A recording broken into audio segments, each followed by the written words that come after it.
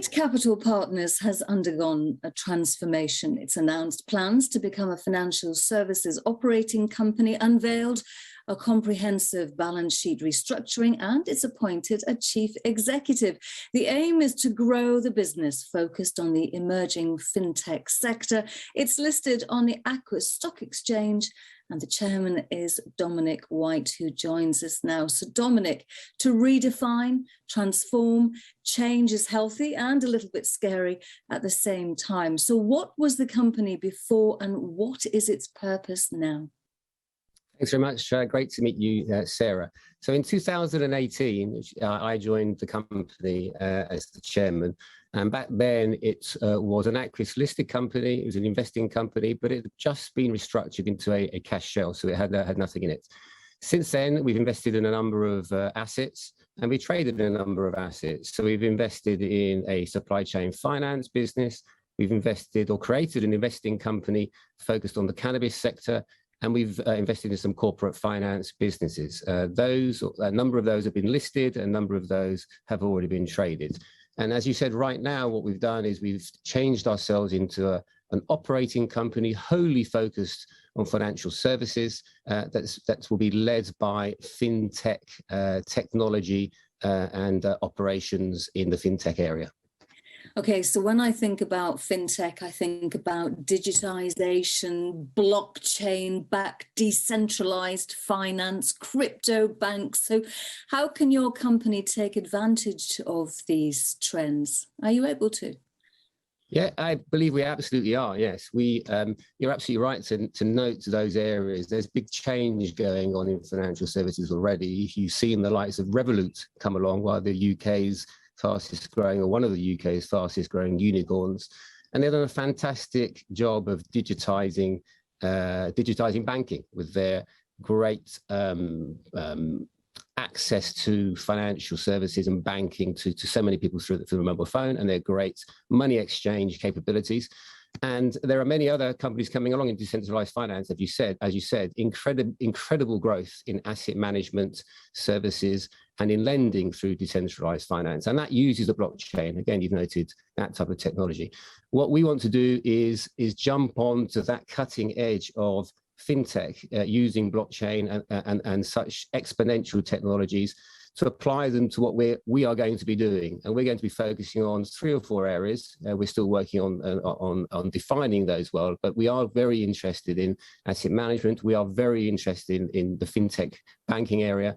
And we are also very interested in the wider world of supply chain finance, which is particularly underserved for SMEs, small, medium-term size enterprises. We believe we can get access to the right transactions to create subsidiaries in our business.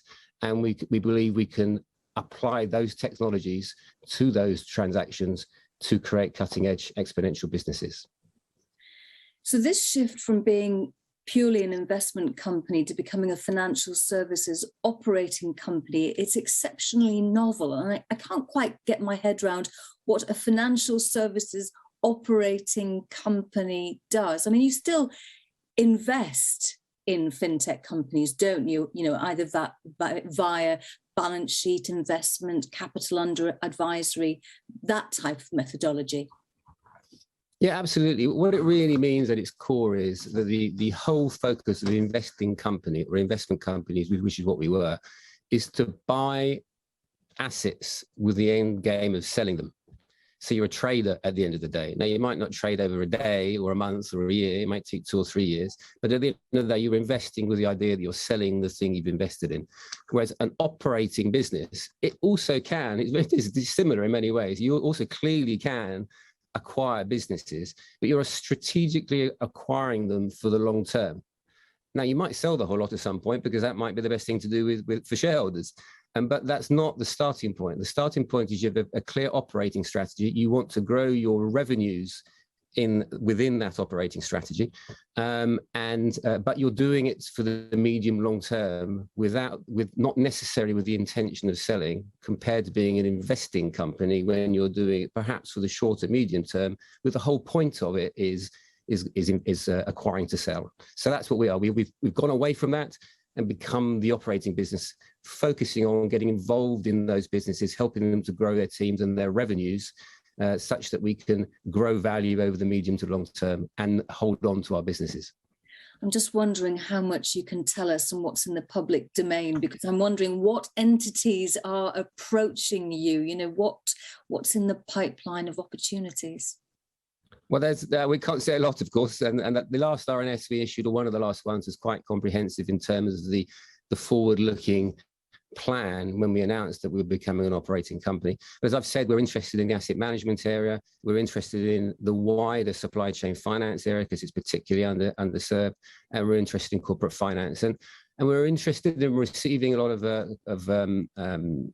calls from people who are right in that space of decentralization. So taking out the middleman of financial services, because the traditional banking model that has a lot of people in the supply chain, in the chain of providing the service, whereas the newer business models, particularly in the decentralized finance area, put the capital directly in touch with the customer. So you speak directly, it's much more efficient, it's speedy, it's much quicker, it's much cheaper for all people involved to transact, and there's much more automation that goes with it. So that's the whole fintech game. Make it quicker, easier, cheaper, and more efficient through the application of technology. And obviously make it leaner as well, which makes me wonder about your management approach. You know, what is the management approach to portfolio companies, as it were?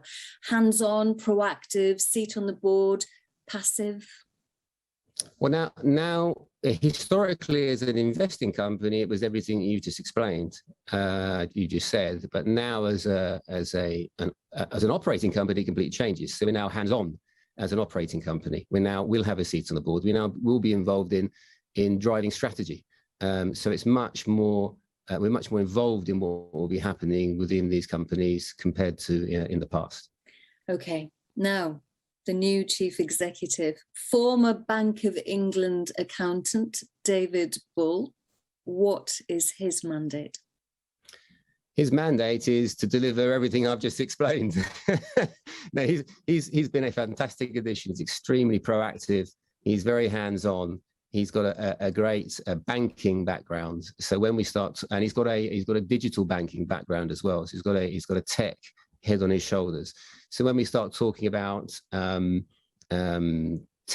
banks, digitization, crypto, all these things, he's very keen on that space.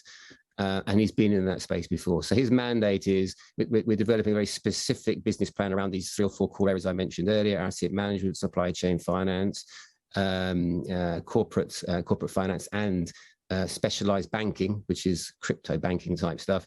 So he's out there talking to people in those areas who have opportunities for us to invest in and business lines for us to develop. And his mandate is also to get us through this initial changeover period. We've just become an operating company. We have this balance sheet change happening. We've announced a potential change of markets. We have that as something we're working on as well. So David's mandate, he's a very busy man at the moment, is to work through the plan of moving us from where we are right now to being this operating business with these operating divisions in the fintech space.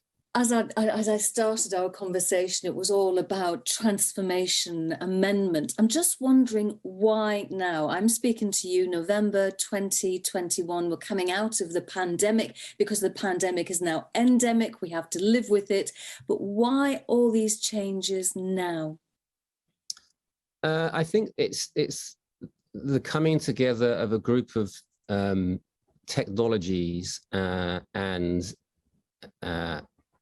situations in the financial markets that's the driving change all at the same time. When you have exponential technologies hitting very, very large markets that still haven't made big changes, but we believe are about to start making changes. And when you have these things like decentralized finance, businesses growing to billion-dollar businesses within 12 months, billions of dollars of assets under management, scaling extremely rapidly, but still not being in the main still not being accessible to a lot of people, you think, well, this is a really good moment to jump into this, because all these things are happening at the same time, but they haven't quite hit yet.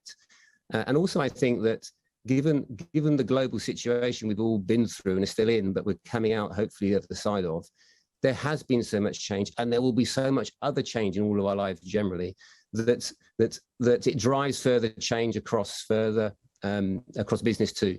And there is a real appetite out there right now for fintech from investors and from people wanting that change in the sector. For example, I'm doing an event at the end of the year in fintech with an investment bank, where we're talking to a number of institutions and high net worths about the things we've talked about here: asset management fintech and corporate finance fintech. The amount of people interested and wanting to be involved in that event it just reflects how much demand there is in general for this type of change and for the fintech services that are coming through. So it's just the level of noise around it, the level of positive noise around it has made me say, and I say, well, just get on and do it now. This is the time. 8 Capital is ready for it. We've got assets that we can use to restructure and strengthen the business, so we can go for it. And the right people are talking to us about partnering with us. So let's get on and do it. And it's obvious to me that you are absolutely determined to become a strong player in the financial services technical revolution. Dominic White, Chairman of 8 Capital Partners, thank you very much indeed for joining us.